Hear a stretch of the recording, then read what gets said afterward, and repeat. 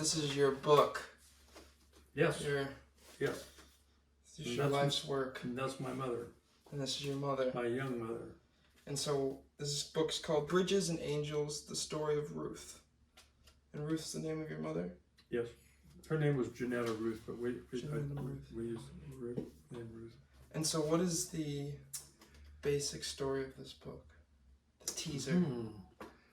The story is about being in a flood, a terrible flood that actually killed probably 8 or 10 different people, young boys, Boy Scouts actually. Yes. What are you doing now? Doing an interview. What? Doing an interview. Oh, sorry guys. Yeah. Okay. So anyway, so it's a very personal story because it's something that I lived through, and So it's something that I'm sorry. It's real. It's very real. Yes. Yeah. The first half of this book is nonfiction. The first half of this book is really about going through this terrible flood in 1969. And it was, at the end of it, I was, we were rescued by a helicopter barely before we died. My mother was trying to save my sister, and she ended up losing her grip on what she was holding onto a tree limb or something, and she was swept away, and we never found her body. And so there, it's presumed that she died, and likely that she did, likely she drowned. But there was a small chance that she didn't. There was a small chance that she could have survived. And people get amnesia. They become, I would say lost. They become separated from families.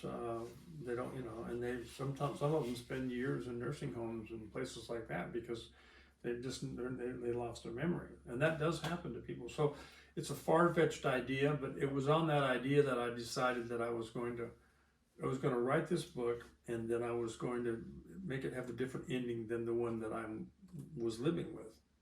And that's part of I would say the therapy for a lot of people. When you go through a lot of trauma and you suffer grief, you learn to cope with it in different ways. And one of the ways that I coped with it was to write about it and to share about it, more so than the rest of my family. Actually, they don't talk about it much. Oh. So I've written stories before about my mother and about the flood, but in this particular book, I spent a lot of years, in fact, off and on, probably 25 years writing it. I would pick it up and put it down, pick it up and put it down. But I was determined that I was going to get it out there and to honor her life, and to allow my children, my grandchildren, to get a chance to know their grandmother or their great grandmother. They'll get a chance to know who she is, and so that's kind of what drives it. And I had a good friend. I have a good friend who's a very good writer. He's actually written a lot of very successful books. And when I told him the story, he told me to write it as a memoir, just as it really happened. And I told him I didn't want to do that because I said I already knew the ending. I've already lived it. I already know what happened. That doesn't help me or anybody else. So I said I want to write it with a different ending. I want to write it with an ending that I can live with. And that's really what this book is about. So it's I've written 5 or 6 or 7 nonfiction books. This was my first attempt at fiction. It's called fiction because half of it is. So I'm in sort of uncharted waters here for me. I feel very comfortable writing nonfiction. I've written, like I said, books like that, but I've never written a novel. So this was my first attempt, and hopefully I'll do more.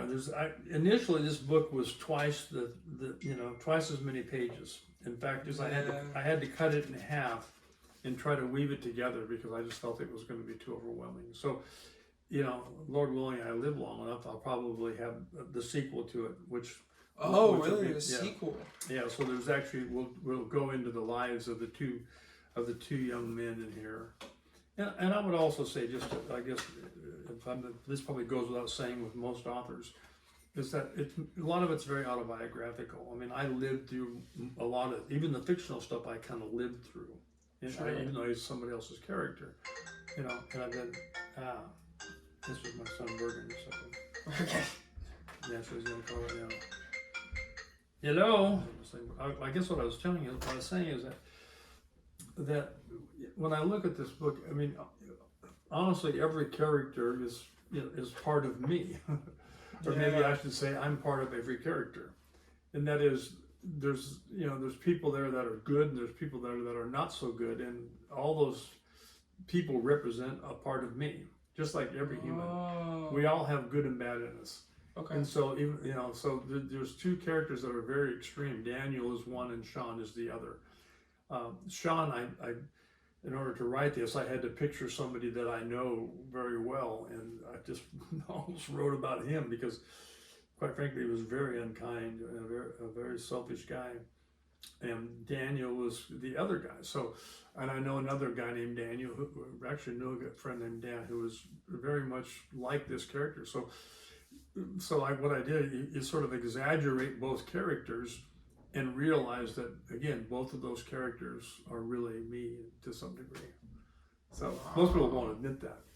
So I think there's some depth to it, and I think that, again, if I get the sequel, it's more about Daniel and Sean, and particularly Daniel's rise from a divorce, a bad marriage, and then his search for life, and then finding this guy, and he ends up becoming a Christian and changes his life, and that leads you into kind of what they end up being.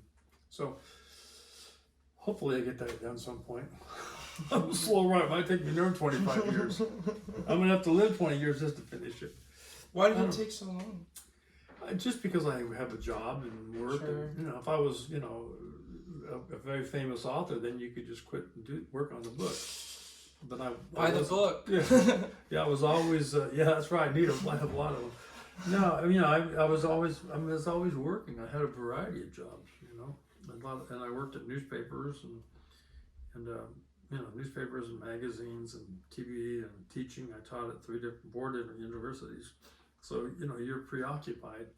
So what you do is you find the time you can in increments, and you write. And I guess maybe even there's something deeper than that I don't think I ever really wanted to finish writing it. Oh. Because as long as I could write this, then it was still, my mom was still alive. Okay. The characters were still very real. You don't want to end that. It's like watching it's like I watch Lonesome Dove every year. I don't want it to end. I don't want Gus to die. I want to keep going. And so when you write a book like this, a lot of authors will probably tell you this, you become so engaged and familiar with the characters that it's like living another life. I mean, it really is. When you go working on this, it's an escape from the life you're living, and it's a fantasy, and you almost become dependent upon that. It's an interesting. I think there's probably a lot of writers that don't live in reality. They probably live in this alternate universe where they write with their characters. How did you come to terms with finishing the book? Well, I finished it on Christmas Day, and it was this great Starbucks when I was in Kent, teaching in Kent. So before I went to class in the morning, I'd spend several hours at Starbucks, and it was kind of upstairs, and it was wood, and it was just a cool place. So I would work and finish there, and I finished on Christmas Day. I don't remember what year it was. And it was great, because when I finished, I just finally, it was like all the air went on the balloon, and I was exhausted, and I just sat there and wept for a while. I thought, boy, this is so, because more than anything, it's just the reality of it hit me, that this is not true. The end of it is, it could be, the end of it's fictional, and so now I have to deal with that. Because it's a strange process, it really is. I told this story to my wife. I told the story to Erin before we were ever married. We sat and I talked to her, and I just told the story, and she said, "Oh my gosh, this is going to be a great movie." And I still think it would be a great movie if I knew a screenwriter. I don't know screenwriters. I'm not in that group. But if somebody thought it was serious, would look at that and find the potential. But I do think I've always thought it would be a good movie, because I write as somebody said, I write like a photographer, and I do because I'm a visual guy, and so the book is very visual, you know, and because that's the way I am. So keeping that in mind, it would easily translate into a movie. I was aware of that when I was writing it. And so anyway, who knows? Maybe it will be. Maybe you're the one that's going to, you know, put it out there. Maybe. All you people in blog land, this is the guy, man. You were mentioning one of the characters coming out of a divorce. Yeah, finds Christianity. That would be Daniel. Daniel. Which was that's something that you personally absolutely went through? Yeah. So that's really autobiographical. I went through a really hard time. I mean, honestly, in the second book, I paint that scene, I think, fairly accurately, and that was, well, I think when I was probably 21 or 22, I got married very young. I got divorced, and then I just didn't know if I was going to live. I mean, I rented a room. I didn't even have the electricity turned on. It was depressing. I would go home after work, and I'd sit there and actually started reading the Bible by candlelight, and while I was drinking cheap wine until I passed out. That was my life. So, you know, and then I did meet somebody who did change my life, who cared about me and taught me and introduced me to Christ, and I changed my life at that point. So it is very autobiographical. The character Daniel is more like me than I would be like Sean. Sure. Sean represents the very extreme, you know, evil in all of us, but I would be more like Daniel. So, yeah. So I'm looking forward to you reading it and seeing how you. I would love to. So you're gonna know a lot about it now when you read this. You're like, wow, this guy went through this, and I said, yep. Yeah, man. Yeah. That's super cool. Yeah. Super cool. So that way you won't ever get bored on the road. So what about your movement into Christianity? What was it? What about that is what helped you come out of your kind of low state? Well, I mean, I guess you kind of put it all together. First of all, I don't think I had a great childhood. I mean, in one sense I did. I was raised in the country. I had a loving mother. I had a good father that was sometimes troubling. And I would say we were a pretty good dysfunctional family, probably. And so life wasn't great emotionally even then. And then when my mother died, or when she disappeared and died, that was like pulling the tree out of the family by the roots. It was, I mean, she was the center of the family. When she died, our family wasn't really a family after that. And so, you know, there's a real hunger to want to belong, a hunger to want to have family. There's a real hunger to want to know, why am I here? I mean, what do I believe about God? I wasn't raised religiously, so what do I believe about God? Is there a God? Do I need to start reading the Bible to understand? So I started that whole process. After my mother died, that really accentuated that process. And so I started reading, I started studying, I started asking questions. And that's when I was, you know, eventually I ended up meeting Mason French. I write a blog, and I wrote about, that was what I wrote last month. And when I met him, you know, he became like a surrogate father to me. And I just wanted to be in that family so bad, where people loved each other and went to church and cared, and there was hope. And I mean, I think, oh my gosh, I couldn't get enough of that. So that sort of became my life. And I started studying. I started studying to be a preacher, and I ended up preaching for several years, actually. I preached for a lot of years, part-time, and then I preached full-time for a couple of years in southern Georgia. So, yeah, so I mean, sometimes, we shouldn't call it tragedy. Sometimes when you have, you know, a disaster of some sort, you know, that can either ruin somebody and shut them down and make them bitter, or it can, you know, kind of pique their interest and they start searching for the meaning of life a little bit more. Depends on what happens to us, you know. Again, we have a choice of how we're going to respond to any form of trauma. And trauma doesn't have to be you're hit by a car, or, I mean, it can be a lot of things.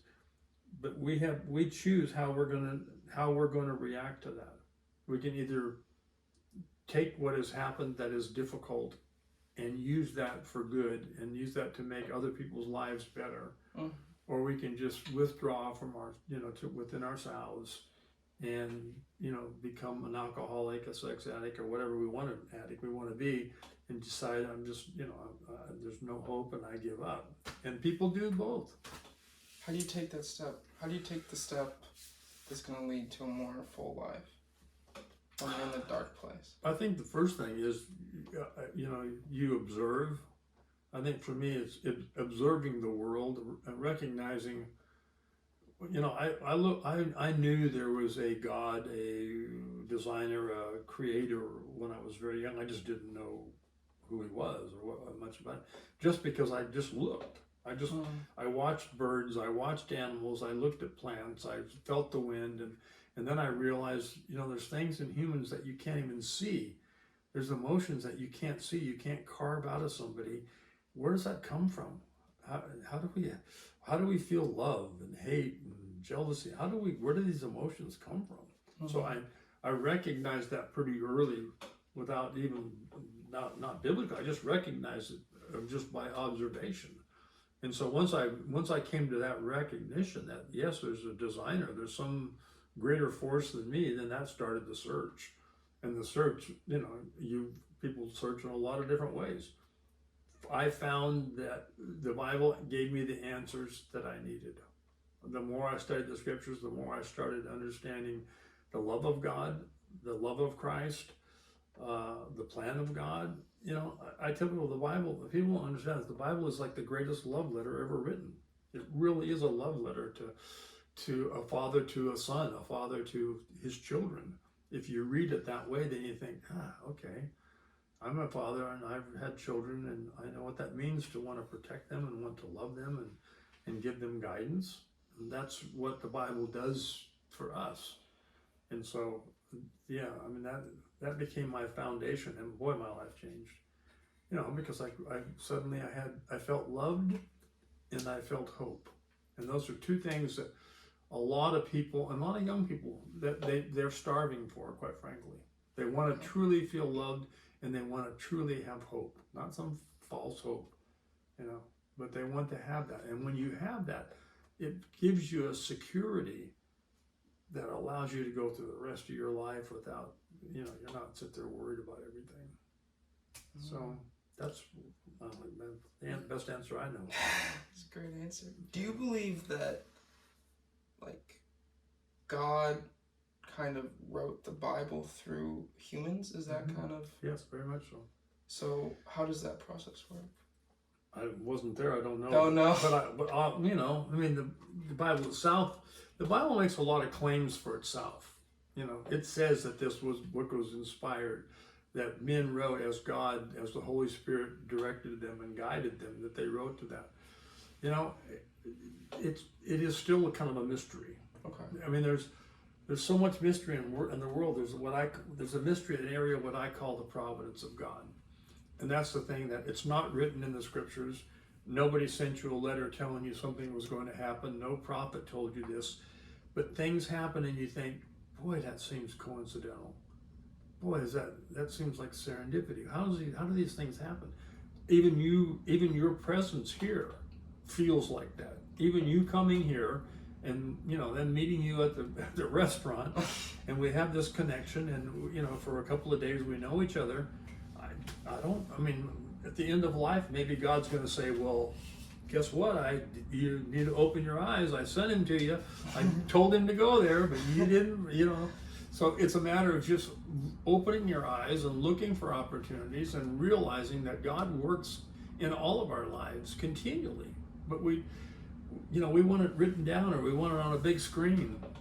It doesn't work that way.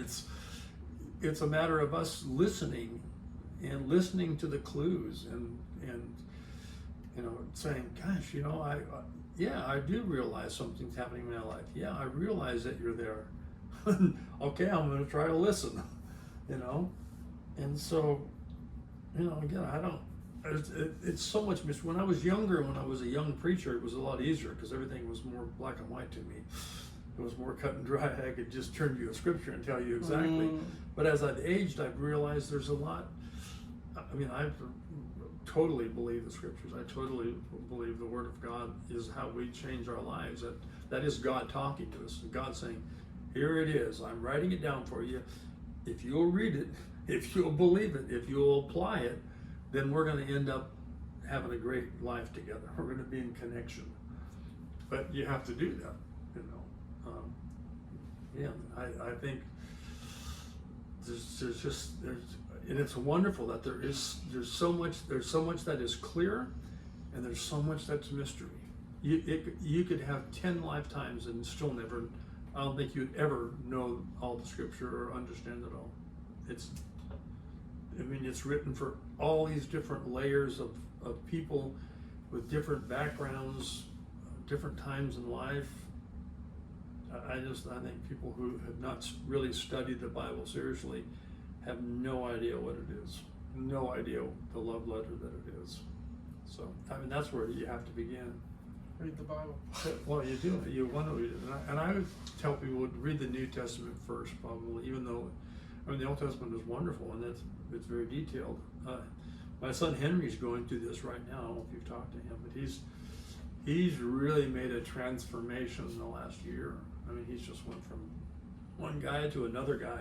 Really? To, oh yeah, he got upset at me yesterday because we had a guy here he's kind of had some trouble. He's in the gang and stuff, a local guy, but he needs work, so we have him cutting our lawn. Sometimes we don't even need it, but so he was cutting our lawn yesterday, and Henry had met him, and Henry was outside, and I said, Henry, I gotta go out and pay. I need to pay Chris, and he said, I already paid him. I already took care of it. And he not only paid him, he gave him like a $15 tip, and he doesn't want him to know about it. He didn't want me to even know about it. But that's the new guy. That's the Henry that says, I'm aware of other people in need. I want to be an aid to them. That's where I get a little emotional. He's really he's living his life as a Christian now. He's living his life and he's studying the Bible constantly, and he's studying some of the hard things, the Old Testament. It's just wonderful to watch the different person that was there a year ago. Even a year ago, I was really worried about him. As a parent, you can try to be an example, and you can try and teach, and you can do all these things, but it's up to each individual to decide what path they're going to take. And I'm just thrilled. I'm so proud of what he's done the last year. He makes me feel very, very hopeful, which is great. As a parent, that's what you want. But anyway, one thing about it, it's evident that if somebody asks me a question, I can talk it for an hour about it. It's not. Yeah. And you ask good questions too. You do. Yeah. Do you have to get back to? No. I have to have this done by 7 o'clock tomorrow morning. We're going to the Field of Dreams, right? I'll make it. Yeah, I'll make it. We're going to the Field of Dreams. We're going to the Field of Dreams. I can let you go if you know. I'm not. I'm really not. I'd rather talk to you anyway. I'm gonna shut this off though. There's Yosemite. Yeah. I've been to Yosemite. I've been everywhere, man. Oh yeah. I can identify with you as a young guy. When I was your age, I had wanderlust. I worked all over the world, and I lived in Alaska for a while. I lived in Montana, Washington, Oregon, Kansas, Utah, Pennsylvania, New York. I've lived all over. And when I was your age, there was nothing to really tie me down, so I would take off and go to Montana and bale hay and work in a hardware store for a few months, and then I'd go do something else, and I'd go work in the oil fields for a while, and I'd go do something else, and I remember it very well. And then how did you get into what you do now, the photojournalist? Well, the thing, I started in photography in high school. I was a kid in high school who was probably most likely to end up in prison. If they asked me, or if they took a poll, I might have won that award. Really? Yeah, because I didn't want to go to school. I hated school, and so I ditched school all the time. And the truant officers finally caught me when I was about 16, and before I was 16, and said, "Look, you're not old. We're going to put you in juvenile hall, or you're going to go to school because you can't go to school until you're 16." So I said, all right. So they asked me, what would it take you to keep you in school? I said, I'd like to do photography. I said, I go out on the halls, I see this one class with these giant pictures, and I said, gosh, I'd love to do that. And they said, no, you can't do that. You got to be smart. You have a better GPA. You can't do it. So, well, you asked me what I wanted to do. And anyway, so eventually, this is what's a really interesting story. This is why my mother is so important, is after that session, we had to go to court. And after that court session, I didn't think there was any hope that I'd have to go to school for a few months till I was 16. But then, all of a sudden, a couple of weeks later, I was told that I could go in the photography class. Really? I thought, wow, so I'm a junior in high school, and they said I can be in the photography class. And I thought, well, that was cool, and it just, it totally changed my life. The teacher became like a grandfather to my children. He just was a wonderful, influential person in my life. And so I would go, anyway, so in the photography class, I did pretty well. It was something that was inherent within me that I could see and feel, and I'd been so influenced by Norman Rockwell when I was a kid, seeing all these paintings that I found that I was kind of replicating that in my photography, just naturally. I wasn't purposely doing it, but it was coming out of me. And so I started having a lot of success very early, a very early age. I ended up, I stayed in school. I finished my junior year and I finished my senior year, and I had to go to night classes to do it. But I did it, and before I ever and actually while I was a senior, right after the flood happened, I was a senior in high school. I started working at the newspaper part-time.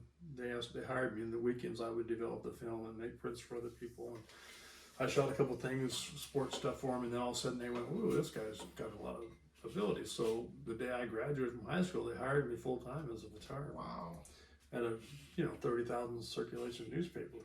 So I did that for a couple of years, and I thought, I need to go back. I need to go to college. So I decided I was going to quit that and go back to college because I was a decent baseball player and I wanted to go play baseball. And so I started back to college, and then I realized, you know what? If I make it in baseball, I'm going to be a minor leaguer. But if I do it, I can be a major league photographer because there's no limitations. And so I went back. And I went to work on another newspaper, then I went for another newspaper, and people kept hiring me because I kept winning contests, and I was having a lot of success, and so I got hired to a lot of different newspapers all over the country. So I had a lot of success at a very early age. Yeah. So. Do you have like a place where you like a collection, like a gallery kind of thing, or at least like digital gallery where you have all your work? It's a little bit. I'll show you one of them. It's not very complete. I'm embarrassed to say, but I figured I need to have something up here. Let me see if I can. DavidLabelle.com. Yeah. So if I go to, let's go to full screen. So, and you can see this is sort of what I has. This is sort of my introduction, and then when you go to the galleries, you can go to, that shows different works. What did you do taking these? Where are these at? They're from all over the world. All of the country. There's a variety of things there.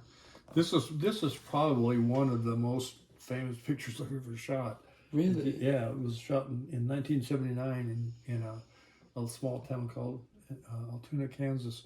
But it just became sort of symbolic of the time maybe in small town America, and it's just become it's kind of a popular picture. It actually I've sold it a lot, and that became a popular picture too. That one's cool. especially because I titled it, Fancy Meeting You Here, right?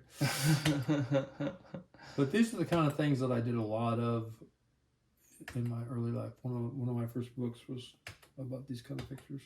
Wow. So then we go back to the gallery. See, it's just this is probably a little bit more. I'm more of a moment photographer. That's kind of what I do, which means it's about stories. Wow. The pictures I shoot are stories.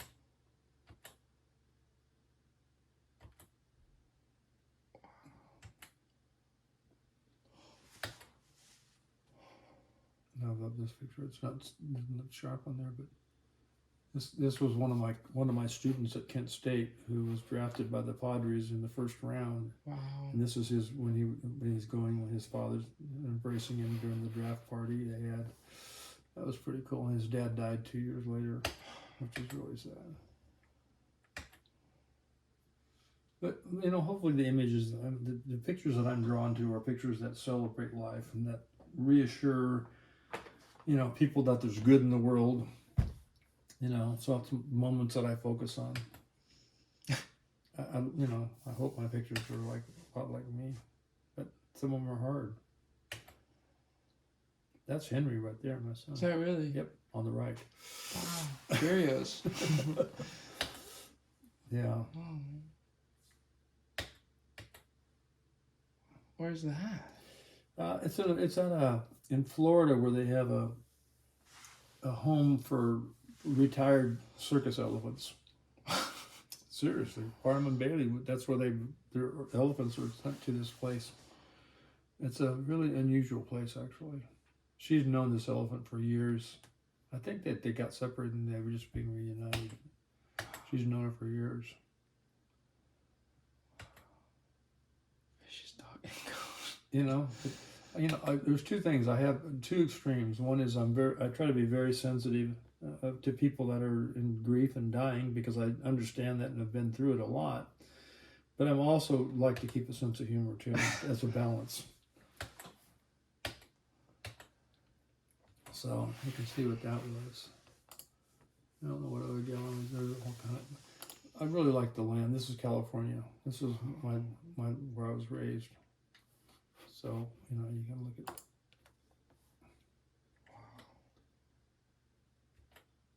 You really like that hill. I do, and those trees aren't gone anymore because those trees were very symbolic. They're gone. They were planted after the war in honor of a couple guys, but the latest fire burned them out. Burned. I think there's one of them left. I don't know, but there's so many fires you have there. So this whole thing this gallery was more about two trees, but not totally. But this is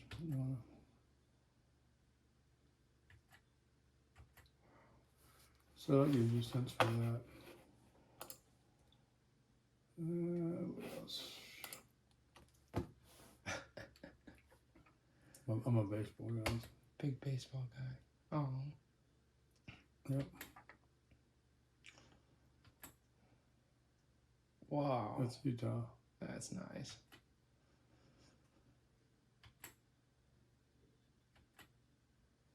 That's the famous Vince Scully. So yeah, I really haven't contributed much to this. I'll show you two more because I'm going to show you the Iowa one here in a minute. But I taught in Italy for 6 months, and so I spent some time in Italy, and these are some of the stuff from there. That's Israel.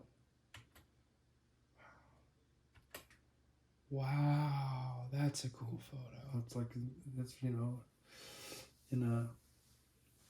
That's in Italy and it's Florence, considered Florence, but it's really where what do they call Vatican City, I guess. That's in Singapore, Israel. So I'm not trying to be a real, a big, I guess, traveling photographer like some people would do. I think I'm a more hometown guy and about moments. I did start a gallery for, this is even here. I'm not sure. We just used it a placeholder. I think I gotta put this stuff back in there. I think. Oh yeah, I didn't. I had an Iowa gallery. I guess we must have taken it out. Shoot, I got to address that pretty soon then. Wasn't watching. Yeah, so there's a couple I like to shoot in my life too. Yeah, it's not sharp. Yeah, it's just Wow. so much color. yeah. I guess the last one is, a lot of faces. This is Jimmy Carter. You took that one? These are all things that I shot. Oh. John Denver. I spent a couple of days with John Denver. He was cool. And Roy Acuff and George Jones. That was my dad.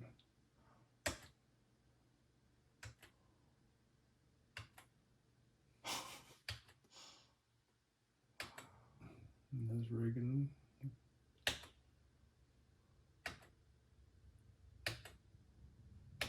Okay, so you got a sense for it. I got a sense. Yeah. So again, I honestly, I don't do very well with this. I like making pictures and telling stories, but I'm not very good at the technical part of this. You have to learn some of it. Yeah. I've had to learn some of it. And Tucker, my son, you met Tucker.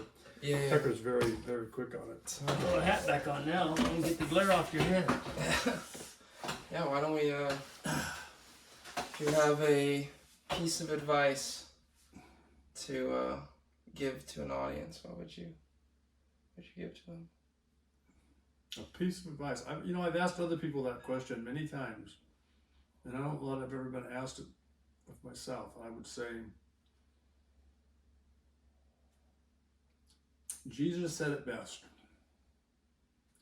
The meaning of life is it's more blessed to give than receive. That's the greatest advice that I can give, and I wish I had coined it. I didn't. I'm just repeating it. And that's what I've learned is that true knowledge comes from others. It comes from listening and observing and being involved with others. And if we will slow down and do that and truly believe that it is more blessed to give than receive, and then practice that, you'll never be depressed. You'll never be unhappy. You'll never be unfulfilled. And that if people would learn that early in life, their lives would be so much better, and so would the lives around them, the people they touch. That's awesome. That's would be my advice. Sweet. Well, if you guys want Bridges and Angels, the story of Ruth, a novel by David Labelle, I'll leave it linked in the description. Yeah, it's been amazing. All right, my friend. It's you never know who you're going to meet. You never where know. You're going to meet them, and what the impact they'll have on your life. So Amazing. I truly feel that we've been very blessed to have you. Thank you. It's good. I'm blessed to have you guys. Even though you do have hair, All right. All right. So my phone down here.